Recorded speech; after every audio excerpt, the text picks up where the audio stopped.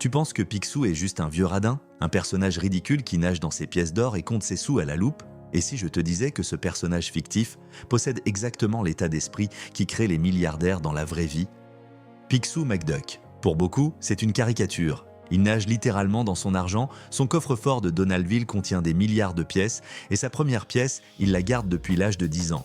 Il compte chaque centime, il se plaint de payer le moindre repas. Il semble mesquin, obsessionnel, presque pathétique. Mais derrière cette caricature, il y a une réalité qui peut déranger si on y prête attention. Picsou pense complètement différemment de 99% des gens autour de toi. Et cette différence de pensée, c'est ce qui explique tout. La majorité des gens veulent devenir riches. Honnêtement, c'est universel, mais voilà ce qui se passe réellement. Ils reçoivent un salaire et le dépensent avant la fin du mois. Ils attendent le bon moment pour investir et le bon moment ne vient jamais. Ils consomment des contenus sur la richesse sans jamais rien construire. Ils achètent des choses pour paraître riches, au lieu de devenir riches. C'est ce qu'on appelle le mindset de consommateur. Pas une question d'intelligence, pas une question de talent, juste un logiciel mental installé très tôt et jamais désinstallé. Picsou, lui, c'est l'opposé total. Et ce qui est fascinant, vraiment fascinant, c'est qu'il n'est pas né riche. Dans les histoires originales de Karl Barks, le créateur du personnage, Picsou est un immigré écossais arrivé en Amérique sans un sou.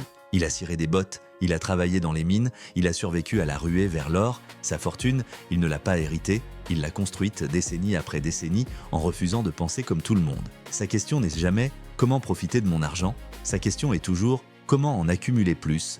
C'est une différence de quelques mots, mais c'est un gouffre mental. Anecdote, dans La vie et l'époque de Picsou de Don Rosa, on voit Picsou à 13 ans, en 1877, cirant des chaussures dans les rues de Glasgow. Il reçoit sa première pièce, une dîme américaine de 1875, en paiement. Il la garde. Ce n'est pas de la sentimentalité, c'est le signe d'un rapport à l'argent fondamentalement différent de ses contemporains. Principe 1. L'obsession de l'accumulation. Picsou ne cherche pas à paraître riche, il cherche à le devenir encore plus. Il n'achète pas de yacht pour impressionner ses voisins. Il n'agrandit pas sa maison pour montrer qu'il a réussi. À vrai dire, il vit dans une maison relativement modeste pour sa fortune et il se rend lui-même au bureau à pied plutôt qu'en limousine. Pourquoi ? Parce que chaque euro dépensé en apparence est un euro qui ne travaille pas pour lui. Les vraies personnes fortunées fonctionnent de la même façon. Des études sur les millionnaires américains, notamment les travaux de Thomas Stanley dans The Millionaire Next Door, montrent que la majorité vivent en dessous de leurs moyens, conduisent des voitures ordinaires et habitent dans des quartiers banals. Les riches ne jouent pas au jeu de l'apparence, ils jouent au jeu de l'accumulation.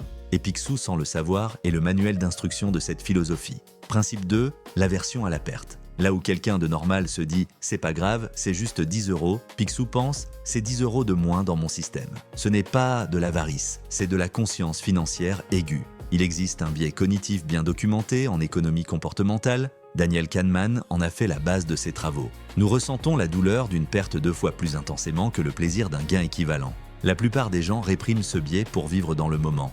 Picsou, lui, l'embrasse. Chaque perte est réelle, chaque dépense inutile est une douleur concrète. Et sur 20 ans, cette sensibilité crée une différence astronomique.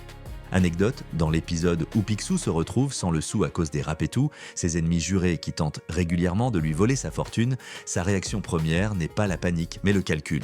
Il reconstitue sa fortune non pas en cherchant un grand coup, mais en revenant aux fondamentaux, travailler, produire, épargner. La perte ne le brise pas, elle le recalibre.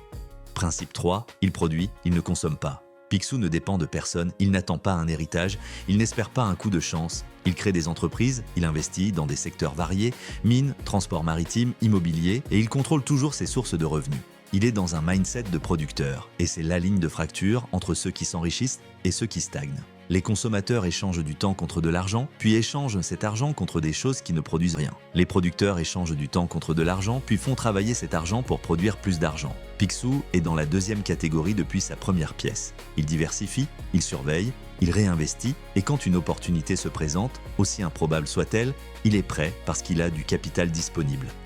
Anecdote, dans La fuite vers nulle part et d'autres aventures, Picsou n'hésite pas à se lancer lui-même dans des expéditions pour défendre ou faire croître ses actifs. Il ne délègue pas son avenir à des intermédiaires. Cette implication directe, refus de sous-traiter mentalement sa richesse, est précisément ce que les investisseurs les plus performants recommandent, comprendre ce dans quoi tu mets ton argent. Principe 4. Vision long terme. Picsou ne pense pas en jours, pas en semaines, il pense en années, en décennies. Chaque décision est passée à travers un seul filtre. Est-ce que ça me rend plus riche à long terme ? Ce n'est pas naturel. Le cerveau humain est câblé pour la gratification immédiate, c'est un héritage évolutif. Choisir entre 100 € aujourd'hui et 200 € dans 2 ans, biologiquement, c'est difficile. Picsou a désactivé ce mode. Il voit le temps comme un allié, pas comme un ennemi. Une décision médiocre aujourd'hui l'agace, non pas parce qu'il perd aujourd'hui, mais parce qu'il calcule ce qu'elle lui coûtera dans 20 ans. C'est exactement la mentalité de Warren Buffett qui a commencé à investir à 11 ans et explique que 99% de sa fortune a été accumulée après ses 50 ans, grâce aux intérêts composés et à une patience hors norme. Anecdote, Picsou a traversé des cracks, des guerres, des tentatives de pillage des Raptous, la grande dépression fictive de Donaldville. À chaque fois, sa stratégie est la même, tenir, ne pas vendre dans la panique, voire plus loin. Sa première pièce, gagnée à 10 ans, est toujours dans son coffre des décennies plus tard, symbole d'une conviction qu'aucune tempête ne remet en question. Et c'est là que tu dois comprendre quelque chose d'essentiel. Ce qui te bloque aujourd'hui, ce n'est pas ton salaire. Ce n'est pas ton environnement, ni tes parents, ni la conjoncture économique. C'est ton état d'esprit.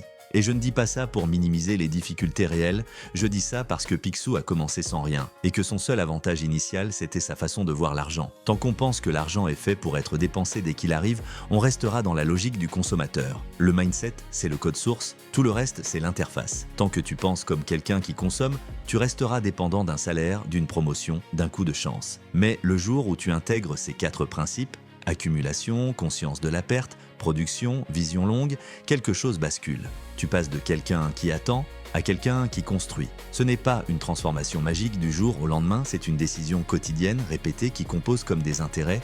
Picsou ne s'est pas réveillé milliardaire, il l'est devenu, choix après choix, pendant des décennies.